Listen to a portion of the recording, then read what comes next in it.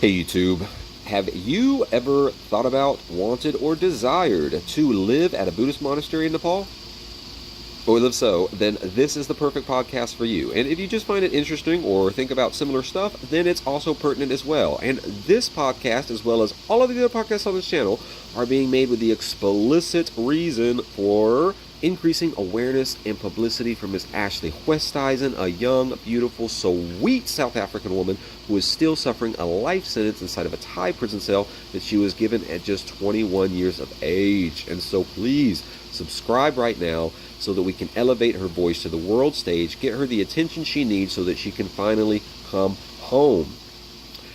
And so yes, this podcast is the introduction episode to traveling to Nepal, living in Nepal with the monks at a monastery, what to expect, how to get there, how can you do the same thing, and what it is all about. And so let's backtrack. First of all, it's sort of a volunteer position. Now, it's not really a position. Anyone can do this, unless, of course, the system was just overwhelmed, but there's really not that many people. A lot of monasteries are in Nepal and India, and also Bhutan and other places as well. And they take in children from many families that have too many children that they can properly take care of, or they just gift them to the monastery to receive extra blessings. And so there is a great need for these youngsters, these upcoming monks in training,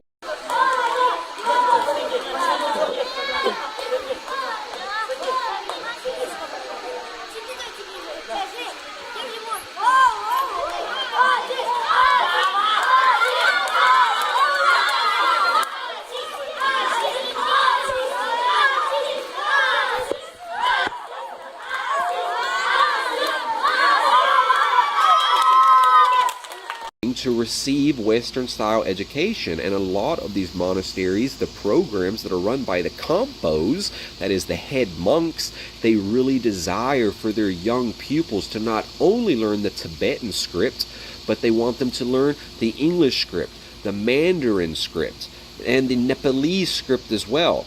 The children at Adzom Monastery spoke 4 or 5 languages, and also were, of course, learned in math, sciences, and religious. Yes, the religious stuff, of course, because they were monks, and they wore the robes, and they shaved their heads, and they were the cutest little things, as you can see in the picture.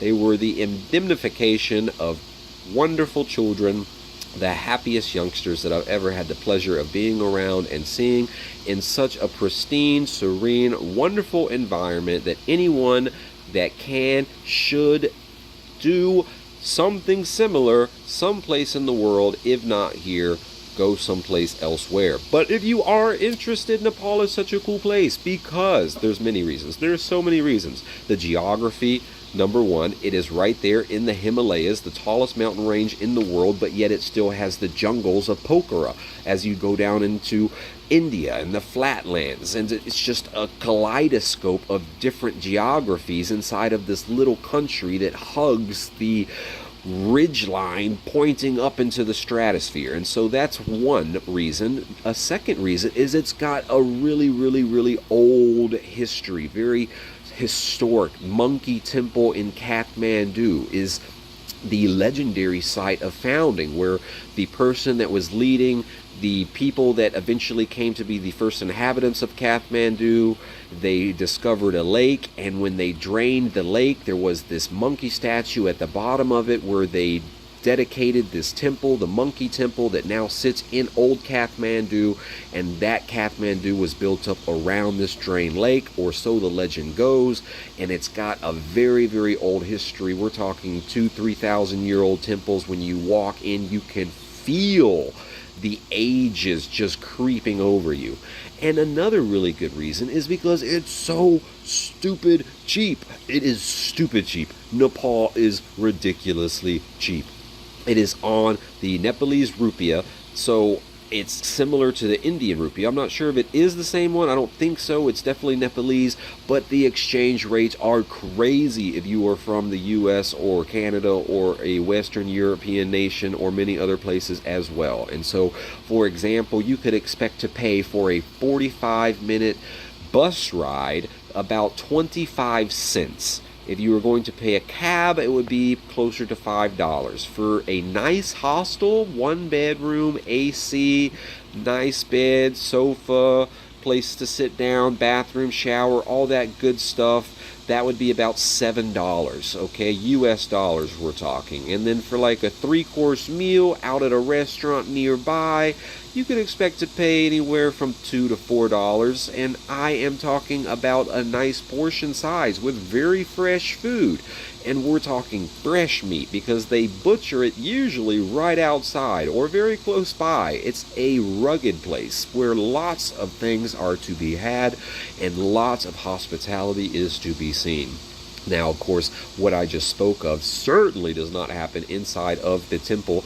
I am speaking of just outside in general in Nepal, which we'll get into in the next episode. But I will finish this intro episode with a quick story about the temple and how it works, because when I did arrive to Adzom Monastery, this epic, grandiose, palatial palace of religiosity,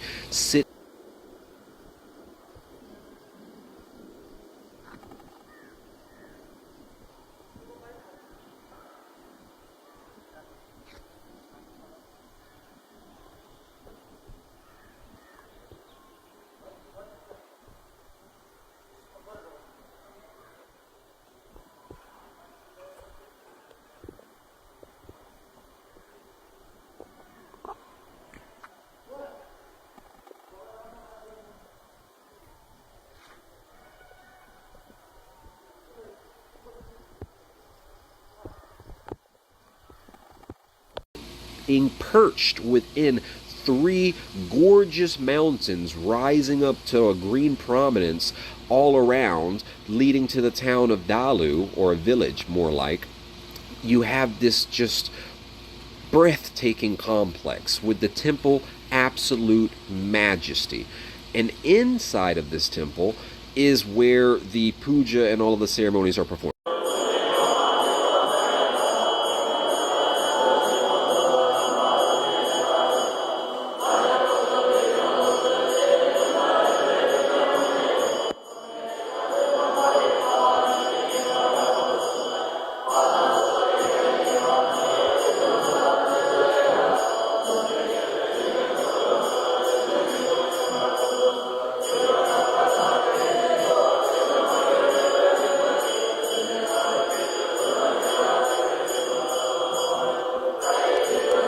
But that's not what I'm talking about. When I was there on my first morning, okay, I'm just going to skip a whole bunch of stuff and just tell a quick story. During breakfast time with all of the compos, these are the head monks, the monks that eat inside of the room to the left of the temple above everyone else. Not the students, not the older students. There's like 600 monks that live at this temple. 550 are students. We're talking about the less than 20, but this is where they eat, the compos, including the head compos of the whole monastery. And this is where you would eat as a volunteer. The volunteers also eat inside there at a specific table right when you come inside the room.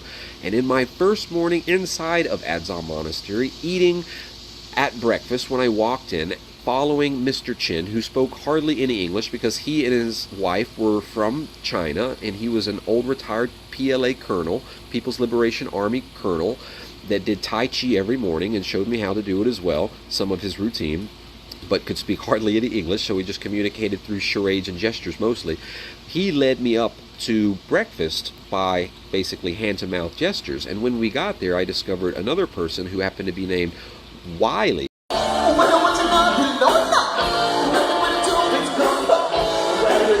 that was from America, and he was in the process of explaining to me how the breakfast worked with this dish called sampa, which I'll get into. But we sat down and I was watching him try to explain how to create these dough balls from this flour, because of course everything inside of the monastery is vegetarian. There's no meat of any kind, because to eat meat would involve killing a creature, and of course that is abhorrent according to the Buddhist doctrine, and so that is just simply not allowed. And so as I'm watching Wiley over there make these dough balls, there are flies. There's a good number of black flies that are swarming around me, and they're being an incessant nuisance. And of course, being recently, not so recently from America. Over a year I've been gone, just in Micronesia, but still used to the ways of the West. I grew very weary of these flies buzzing incessantly around me as I was trying to pay attention, and so I slapped one dead. And as before I had done that, when Wiley was just talking and explaining things and the flies were buzzing, and during this whole scene it was just he and I sitting there having this conversation, but there was about a dozen other conversations happening in this room that was paneled by windows overlooking out into the forest right beyond in the hill next door, because of this elevated loft that we were all sitting perched in. And so all of a sudden, when I struck this fly dead, the whole room went silent. The whole room suddenly went still. You could have heard a pin drop. And so then, after a few seconds of Wiley and I continuing, Wiley stopping as well, and me looking around and trying to figure out what had caused the sudden deadening of noise, the sudden issuance of no more volume, then Wiley looked at me and he said, "You're not supposed to kill anything here." And I looked down at my hand that had just killed the fly, and I looked at the dead fly that was on the table, and then looked up at all of the monks that were staring at me around the room, and realized that I was the reason of this very deafening silence. And then it was quickly apparent the reason why, because I had swatted this fly dead. And that was the first morning at Adzom Monastery when I had arrived. The monks had not even met me yet, and this was sort of like my incoming into the place I was to spend the next months. And it was a very, very unique experience where I immediately stood up and apologized and made a bow, and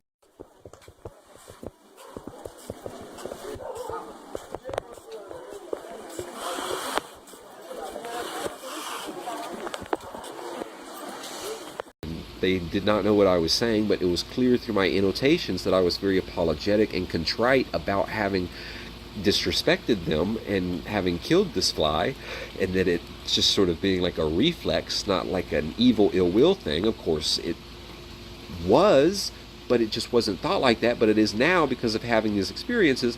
And so anyway, the monks in the room stayed still and silent for another 5 seconds or so in a chilled way, and then very quickly went back to the same amiable lot as before. But it stayed with me as permanent as a tattoo. And these are the kind of cultural differences and experiences that an individual can have when you are cast into these very unique situations, such as going and living inside of an actual monastery with practicing monks of the Buddhist religion. And so in the next episodes, we will get all into how did it come to be, how to get there, contacts, similar circumstances, just all of it, getting into it. The monks, of course, the little monks, all of it. We haven't got into it at all. Tenzin, hello, little Tenzin, and all of the rest, cute as can be. And it will continue to cover that, because remember, we just want to create content that is unique and that is available for people around the world to find, to seek out, and to enjoy, so that we can raise support and awareness for Miss Ashley Oosthuizen. Because once enough people have subscribed to the YouTube channel and have purchased copies of the Shepherd novel, which is going to support Ashley and her mother, then she will get the publicity, the resources, and the attention that she needs, so that she can finally find the freedom that she deserves, instead of having to spend another 33 years on top of the 4 already that she has spent inside of a Thai prison, which is more than 16 years longer than she's even been alive on this earth. And so please don't forget to subscribe. Next week we'll start the trials into Adzom Monastery. We'll see you then. Free Ashley.